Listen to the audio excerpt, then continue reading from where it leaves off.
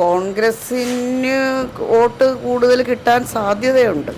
സാധാരണക്കാരുടെ ഇടയിൽ കൂടെ അപ്പോൾ എൻ്റെ തോളത്തായിട്ട് എൻ്റെ വീട്ടിൽ വന്നിട്ടുണ്ട് ഒരുപാട് കാര്യങ്ങൾക്ക്. പക്ഷേ ആരിഫിനൊന്നും ഞങ്ങൾ അങ്ങനെ കണ്ടിട്ടില്ല. ആരിഫ് ഇലക്ഷൻ ആയിട്ടില്ല ആരിഫിനെ കാണാൻ തുടങ്ങിയത്.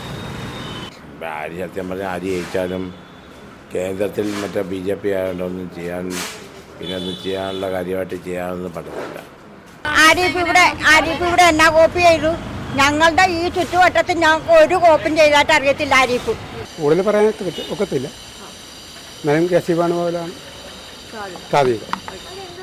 പിന്നെ ഇവരൊക്കെ വോട്ടാകുമ്പോഴത്തേക്ക് വന്ന് എല്ലാവരുടെയും കാലി പിടിക്കും. ഇപ്രാവശ്യം വോട്ട് ഞാൻ ചെയ്യുന്നുമില്ല ആർക്കും, കാരണം ചെയ്തിട്ട് നമുക്ക് യാതൊരു ഗുണവും ഇല്ല. ദേശീയപാത വികസനം, ആലപ്പുഴ ബൈപ്പാസ് നിർമ്മാണം, പാതയിരട്ടിപ്പിക്കൽ വരെ നീളുന്ന അവകാശവാദങ്ങൾക്കും തർക്കങ്ങൾക്കും ആരോപണങ്ങൾക്കും വേദിയാകും ഇത്തവണ ആലപ്പുഴ. എന്തായാലും കണ്ണൊരു തരിയായ ആരിഫും സംഘടനാ സെക്രട്ടറി KCയും ശോഭാ സുരേന്ദ്രനും അത്ര എളുപ്പമല്ല ആലപ്പുഴ എന്നാണ് സൂചന. എന്ത് സംഭവിക്കും ആലപ്പുഴയിൽ?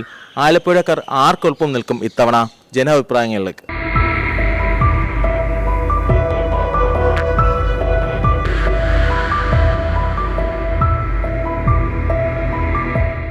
അത് ആലപ്പുഴയ്ക്ക് വേണ്ടി 4 പ്രാവശ്യമായിട്ട് MLA MP ഒക്കെ ആയിട്ട് നിന്ന് മന്ത്രിയൊക്കെ ആയിട്ട് നിന്ന് ഒരുപാട് കാര്യങ്ങൾ ചെയ്തു. അതായത് സാധാരണക്കാരെ തോളത്തായിട്ട് പിടിക്കുന്ന ആ ഒരു MP ആണ്. അത് സാധാരണക്കാരുടെ ഇടയിൽ കൂടെ അപ്പോൾ എൻ്റെ തോളത്തായിട്ട് എൻ്റെ വീട്ടിൽ വന്നിട്ടുണ്ട് ഒരുപാട് കാര്യങ്ങൾക്ക്. പക്ഷേ ആരിഫിനൊന്നും ഞങ്ങൾ അങ്ങനെ കണ്ടിട്ടില്ല. ആരിഫ് ഇലക്ഷൻ ആയിട്ടില്ല ആരിഫിനെ കാണാൻ തുടങ്ങിയത്. ഇവിടെ ആര് സത്യം പറഞ്ഞാൽ ആര് ജയിച്ചാലും കേന്ദ്രത്തിൽ മറ്റേ BJP ആയതുകൊണ്ടൊന്നും ചെയ്യാനുള്ള കാര്യമായിട്ട് ചെയ്യാനൊന്നും പറ്റത്തില്ല. പിന്നെ ആരിഫ് ജയിച്ചാലും KC വേണുപാട് ജയിച്ചാലും എല്ലാവരും എൻ്റെ കണക്കൂട്ടിലെ കണക്കാണ്. ഞാൻ ആരിഫ് എന്ന് പറയുമ്പോൾ ഇപ്പോൾ തിരഞ്ഞെടുപ്പായതുകൊണ്ട് 5 കൊല്ലം കഴിഞ്ഞിട്ടൊന്ന് കാണിക്കും. ഇത് ശോഭാ സുരേന്ദ്രൻ നിൽക്കാതിരിക്കണം നല്ലത്. ഒന്നും കിട്ടത്തില്ല. കൂടുതൽ പറയാൻ ഒക്കത്തില്ല.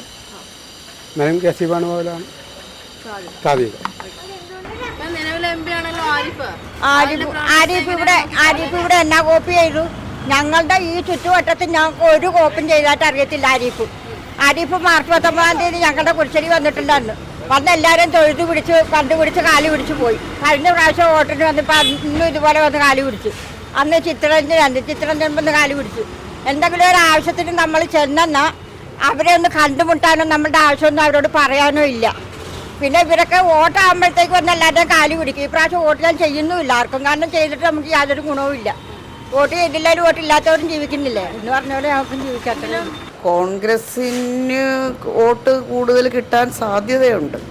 KC ഇതിനു മുൻപ് പല നല്ല കാര്യങ്ങളും ആലപ്പുഴയ്ക്ക് വേണ്ടി ചെയ്തതുകൊണ്ട്.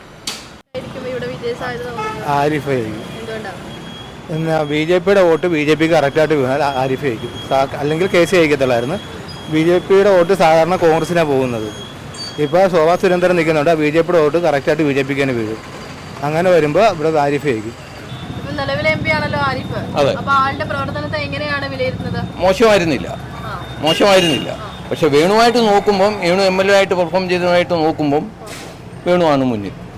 അതാണ് അതിൻ്റെ കാരണം. അല്ലാതെ രണ്ടുപേരും തരത്തിൽ ഒരുപോലെ ആണെങ്കിൽ തന്നെയും പിന്നെ കുറച്ചും കൂടെ കേന്ദ്രത്തിലുമൊക്കെ പിടിപാടും കാര്യങ്ങളും ഒക്കെ ഉള്ളത് വേണുവാണ്. ഒരുപക്ഷെ ഇന്ത്യ മുന്നണി ജയിച്ചാലും അല്ലെങ്കിൽ പ്രതിപക്ഷ നേതാവാകാനൊരു സാധ്യതയുണ്ട്. നമ്മൾ പ്രതിപക്ഷ നേതാവാണെങ്കിൽ പോലും ആലപ്പുഴയ്ക്ക് ഒരു പ്രയോജനം കിട്ടും എന്നുള്ള മറ്റൊരു MP ആയിട്ട് മാത്രമേ ഇരിക്കത്തുള്ളൂ. അതുകൊണ്ടാണ് സാധാരണ ജനം എന്ന നിലയ്ക്ക് വേണുവിനാണ് മുൻകൈ.